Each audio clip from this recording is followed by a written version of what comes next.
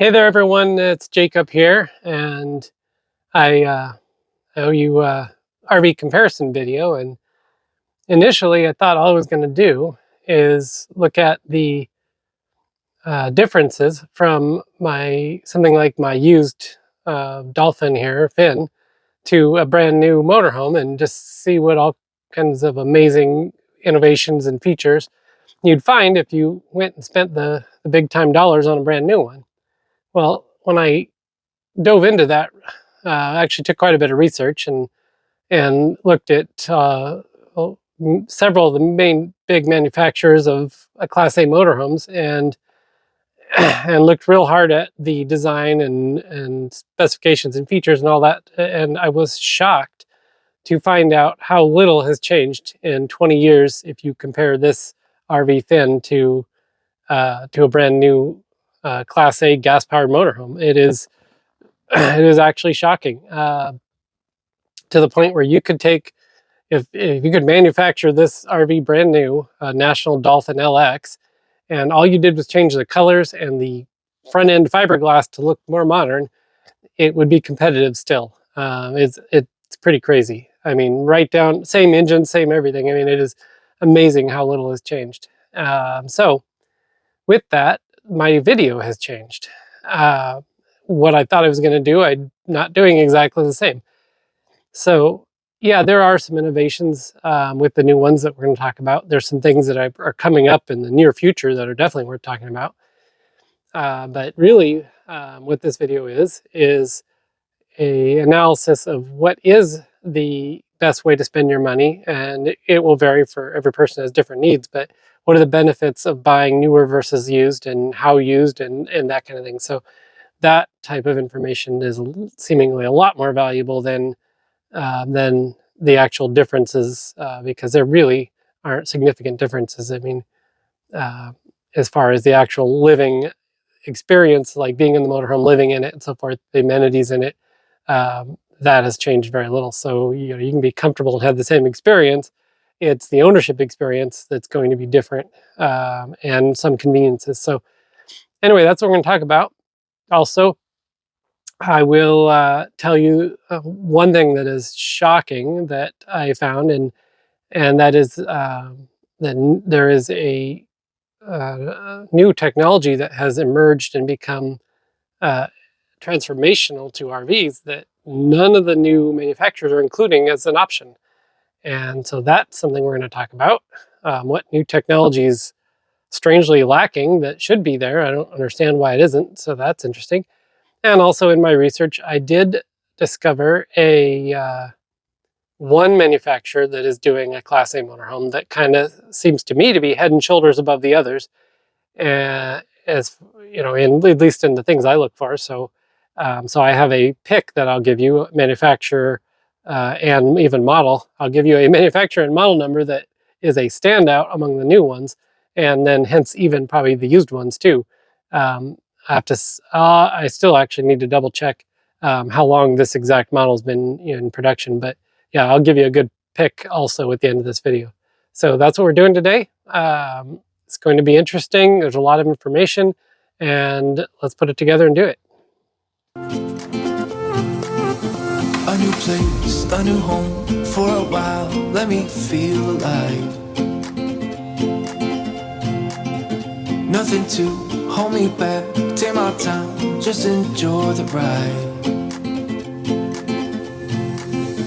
A new man passing by, life is good, best I've ever felt.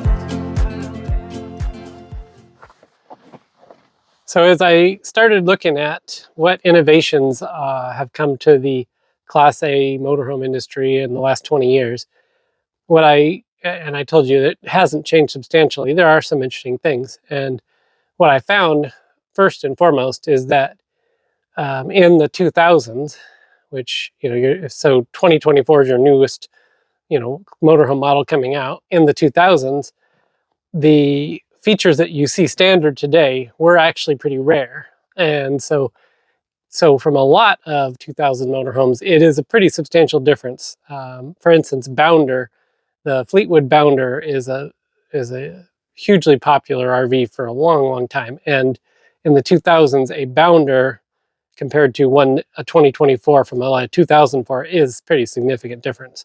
I mean, they have improved the bounder tremendously, and so that is true.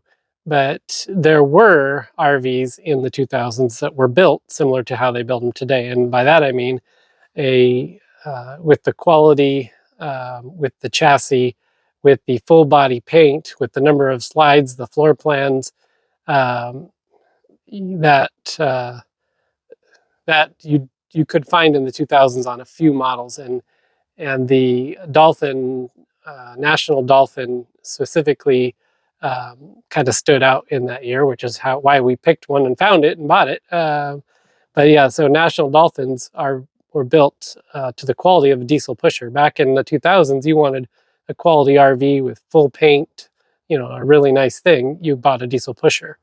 But there were a few of them, like the Dolphin, that were made right in the same assembly line, right next to the diesel pushers. And so then all the furnishings and equipment were largely the same as the diesel pusher. Okay, now the innovations that have come along in the last 20 years. Let's talk about those, because even though I told you the living experience hasn't changed much, there are a few interesting innovations that I took note of. And so I'm going to run through those 7 of them that I want to talk about. And not necessarily that they're better, they're just different. And yeah, let's run through those. I was just looking at one of them going, did I get that right? Yeah, it's right. So first one I want to talk about is suspension. If I could change anything about the driving experience of this motorhome, it is definitely in the suspension department. And it rides so nice on most roads. But if you get into a road that is crumbling, big expansion joints and potholes, and there is a point where it starts to whack pretty dang hard. And when you have something full of like furnishings and things, I mean, it's not really that uncomfortable to sit in the seat, but it's pretty uncomfortable for everything in the RV to go whacking around on things. And so there is something that all the manufacturers are calling it different, but it's basically what they call liquid shocks. And so I don't really understand or know the details of liquid shocks, but if there's any innovation that improves the ride quality, the suspension quality, that is something I'd be looking for and looking at very seriously. That makes a difference to your driving and riding experience. Number 2 is the tank monitors. In the 2000s, your tank monitors were not particularly accurate and helpful. And now they have something that you'll see some people offering called true tank level monitoring. So essentially, I think that means putting a float in it where you can get an accurate monitor, and that would be amazing and very helpful. I'm interested in that. The third thing that you will see across every motorhome maker in this Class A motorhomes is electronic controls for everything. So now you'll see one little electronic pad that controls all your amenities in the RV, from your slide outs to your tank levels to your lights. I mean, you name it, it's on one little pad. And then the idea there is also you could potentially sync it with your phone, where you could control everything from your phone. So that electronic control, I don't know whether that is actually something that is an improvement. It's a difference, and it's cool and could be convenient, but you can control everything from one place on the RV, even in the 2000s. So I don't know I mean, putting it on your phone is kind of nice. And one touch control for all your lights could be kind of nice too, to just say, okay, I'm leaving the RV, one button and all lights shut off. I mean, it's pretty cool. So it's a difference. I consider an innovation. It's not one that makes or breaks your living experience, but yeah, that's interesting. Okay, number 4, frameless windows. You've seen that for quite a few years in a lot of RVs, trailers, from travel trailers to fifth wheels to everything. But frameless windows do make a difference to the appearance of the RV and they're not standard, they're not on every Class A motorhome out there, but they are becoming pretty dang common. So you'll see frameless windows on most of the new Class A's, or even in the last 10 years, you're seeing frameless windows becoming a lot more common. And that brings up an interesting point. If you're looking at an RV to renovate, to update, well, I was already saying in my last video that windows are something that would be something I'd be looking to replace over the next, say, 10 years on Finn. So if I were doing a renovation to my RV and I was thinking about windows, and do I pay a little extra money to get frameless and have that super modern look? I mean, that's something you could do, so that's cool. Yeah, interesting. Definitely pay attention to the differences, or to the innovations that you can change after the fact versus the ones that you have to buy built into the RV, that are integrated into the design. Definitely pay attention to the difference between those two. And frameless windows you can put on any RV, really. I was just ordering windows recently, and that was an option. So that's interesting. Okay, next, number 5. The number 5 thing that has changed in Class A RVs is ceiling height. And ceiling height, hold on, let me punch up my stats here and so I can tell you the difference.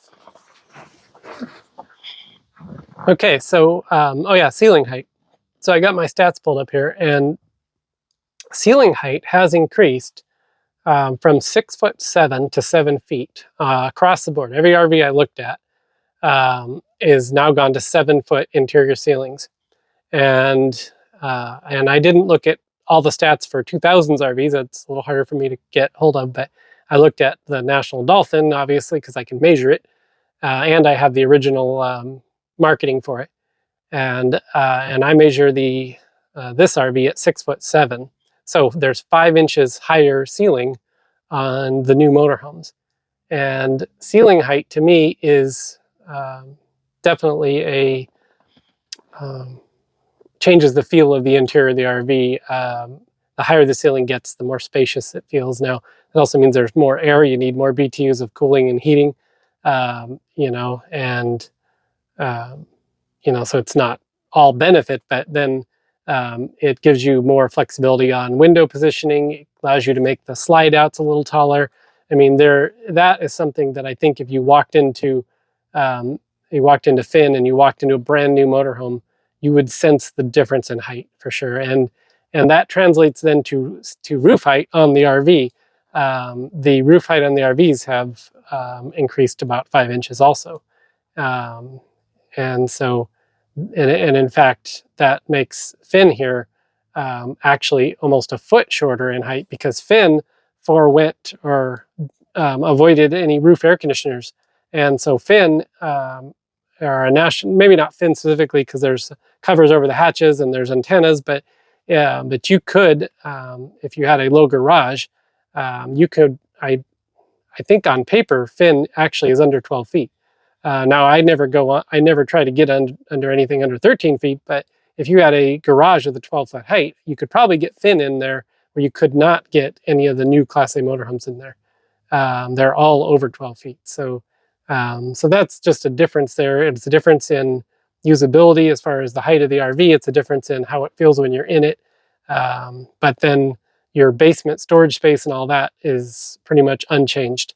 Now, you do lose a little bit of basement space with Finn here, because you have a basement air conditioner, which has taken up some of that room. But then that gives you the lower roof height, or less obstructions on the roof. It's a lower roof above the actual fiberglass. So that's interesting. All right, let's get back to our list. A big one. One of the biggest ones, honestly, might be number 6 on my list, which is the transmission. And so let's talk about the engines and the platforms, and this is a big topic. So, your Class A motorhomes are built in the 2000s primarily, either a GM chassis or a Ford chassis. And these are commercial truck chassis also.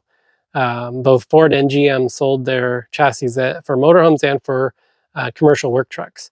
And so that makes these RVs, the chassis part of these RVs, I mean, they're tremendously good things. When you're building something to the standards for a commercial vehicle, your priorities are different than a passenger vehicle, and it basically means these are just super bulletproof, strong chassis. And um, so it's a little bit off topic. I haven't got to the improvement yet, but the chassis and the engines are durable things, um, and whether you're buying a 20-year-old RV or the new one, you're still buying a commercial truck like bulletproof chassis, and it's about one of the last things that should give you any concern when you're buying one. But the interesting thing looking at the new chassis is that the power and torque numbers from Finn here, a workhorse chassis, 8100, it's a 22,000 pound chassis. Um, you'll still find the almost exactly the same horsepower and torque and the same 22,000 pound gross vehicle weight rating on the new motorhomes. That's pretty common. And in fact, the engine is standard. It's now only a Ford chassis on all the models. Ford's the only one doing it. And the horsepower and torque numbers are virtually the same. I mean, within a couple, I mean, I have the numbers here. The torque, 468 versus, where is it? 455. Yeah, so torque. Yeah, 455 on Finn to 468 on the new Fords. So yeah, there's like 15 pound-foot difference in torque. The horsepower on Finn's actually slightly higher than the new Ford chassis is currently. So you got a slight bit of horsepower advantage and a slight bit of torque disadvantage. It's so close, it's almost irrelevant. But what is really changed, or to me seems like a major change, is the transmission on the new motor, because you've gone from a 5-speed transmission to a 6-speed transmission. And in driving Finn across the country in every condition and every terrain, mountains and everything else, I believe strongly that even one extra gear would be kind of a game changer in how nice it drives. And I kind of especially think that's true when you're in a rolling hills kind of situation.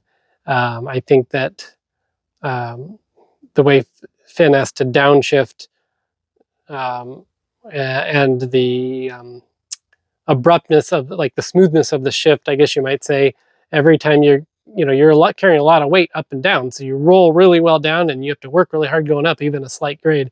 And when you're transitioning back and forth, the shifting, and adding an extra gear in there and having the gear space a little closer together, I just think would be wonderful. So I do actually like the innovation of the 6-speed transmission on the new chassis, and it's probably be the most noticeable difference if you're driving the two. And so yeah, that's that. Okay, last one. I only found 7 things that I found to be major innovations, and the seventh item is the water heaters. Oh, I missed one. Just occurred to me. Okay, we're gonna make it 8 actually, because I just realized I didn't put one on the list that is missing for some reason. All right, 7 is the hot water heater. A lot of the companies are going from a tanked water heater to an instant on-demand water heater. And I am betting that everyone watching this is saying, that's great. That's like, everyone wants an on-demand water heater. I do not think that's an innovation. I think that's a downgrade for an RV, and I'll tell you why. Because if you are, unless you are just perpetually boondocking, if you're perpetually boondocking, then there's on-demand water heater is great. It's because it would have to run on gas, right? There's only way you can heat water fast enough. You can't do it with electricity, especially have batteries if you're boondocking, right? So your on-demand water heater has to be gas and can't be electric. There's no way the amount of electric in an RV is never going to heat water instantly, right? So now you're using gas for your water heating. It's the only option you have.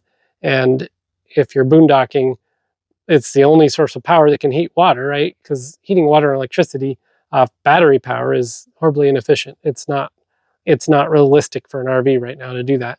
I've done it on my boat. I mean, it is possible, but yeah, it's not really something you're going to see in a motorhome. So if you're perpetually boondocking and you're never plugged into electricity, then yes, that's great. If you are planning to have your RV plugged in at any point to anything, then you want to save propane, because when you're plugged in, you don't want to have to fuss around with getting propane. It's a pain in the neck, especially if you're going to park for a long period of time. You don't want to, like, that's the only reason you'd have to leave, is to go fill up with propane, or you have to try to haul propane in and out. Well, it's a pain in the neck. You don't, if you want ease of ownership, you don't want to run on propane when you're parked and you can plug in. So that to me is a downgrade. I want to be able to heat my water with electricity. So what Finn has is a 10-gallon quick recovery. That means that, like when you're running on gas, it can heat the water incredibly fast. So if you're running on propane with your water heater, you can actually, it's very similar to an on-demand. You got 10 gallons preheated, plus you can instantly recover it very quickly. I mean, it's almost all the benefits of an instant hot water heater. But if you're running it on electricity, you've got 10 gallons of very hot water that you heated with electricity, and that gives you, mixed with cold, that's a long, in a low flow shower head, that is a long shower. There is no downgrade in the quality of your shower when you're heating with electricity. The only downgrade in Finn from an on-demand would be if you're doing back-to-back showers with two people and you're heating on electric. It'd take about a half an hour for your electric water heater to fully recover so that another person could get a nice long shower. But I living with two people in Finn, I can tell you, back-to-back showers, you just have to make them kind of short if there's two people. If you spread them out at all, you're fine on electricity. So that's number 7, the hot water heater. And there is a difference, and you'll see, I haven't seen any 10-gallon hot water heaters in any of the new RVs. They have 5-gallon electrics. So yeah, or they have instant. That's the state of hot water heaters. Okay, so number 8 is actually like a huge thing, actually. And number 8 is refrigerators. RV refrigerators are going through finally, thank God, are going through a transformation, and it's happened already 100% in the Class A motorhomes.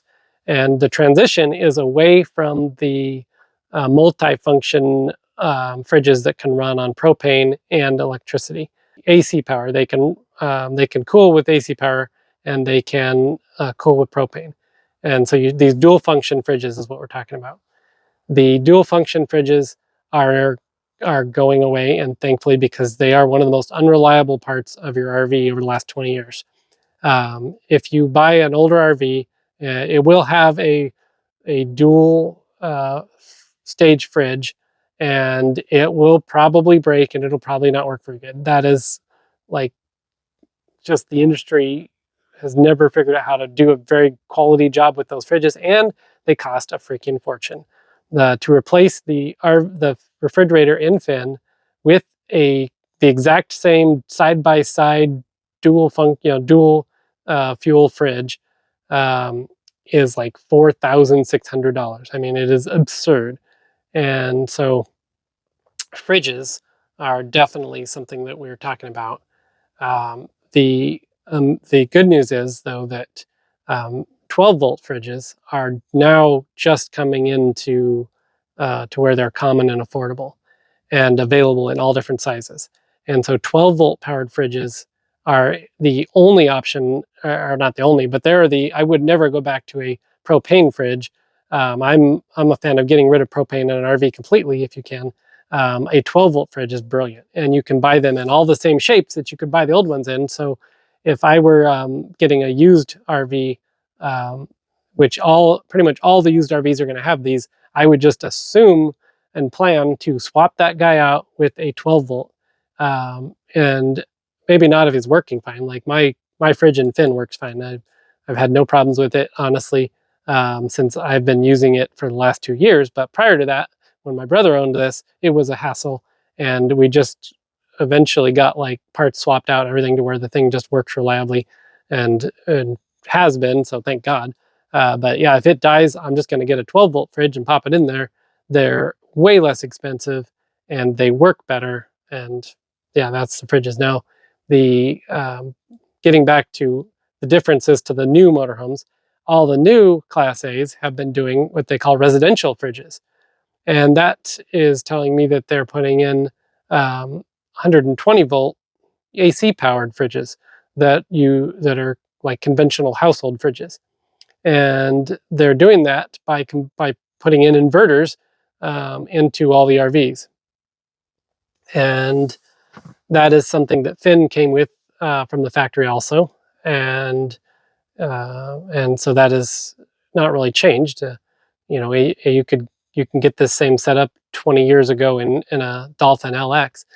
You can get an inverter, but now that has become pretty standard. There's inverters on all of the Class A motorhomes now. And then they're going to residential fridges, so the fridges are powered off the inverters.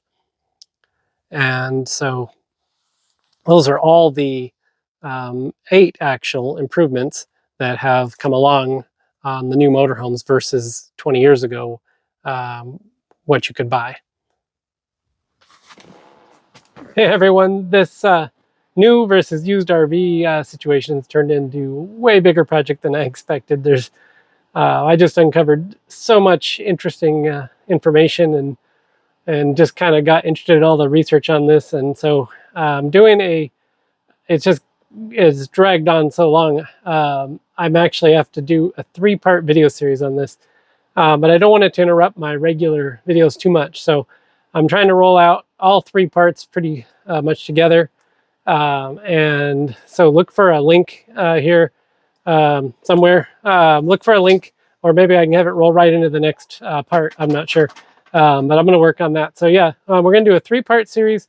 We're going to answer all the questions about new versus used, and then get on to my regular stuff and get caught up with current events. So that's where we're at. So for now, I'm going to end this video, and please do put your like on it. I really want to see these videos get a little more popular, try to get some more traffic. It's the only way I'm going to be able to keep doing this long term. So please put a like on it, comment about it. Let's talk about RVs for a while. I'm into that. So until then, look at the next part. We'll keep going and answer these questions about new versus used.